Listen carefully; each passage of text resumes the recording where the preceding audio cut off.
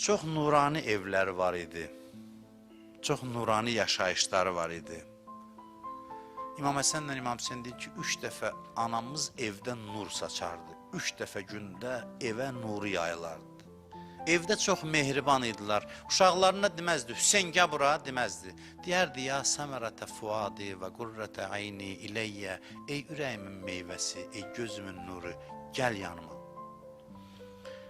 Belə danışardılar bir-birinə ev əhli. Əhl-i beyti özünə nümunə bilən ailədə hamının səsi ucalanda bu düz deyil. Belə rəftar eləyərdilər bir-birinə. Kaş orada yaşayardıq, xanım Zəhranın qonşuluğunda olsaydıq, yəqin ki, tez-tez evin xanımlarını göndərərdi ki, gedin, xanım Zəhraya kömək eləyin. Mən baxıram, bəziləri öz ağlayırsınız, mən yaxşı sözlər danışıram da, düzdür. Gözəlliyin də qəribə insanı ağlatmağı var. Amma bilirsiniz, bəlkə də niyə görə ağlayırsınız? Ona görə ağlayırsınız ki, sən deyirsən, biz gedərdik, ona kömək eləyərdik, uşaqlara baxsın.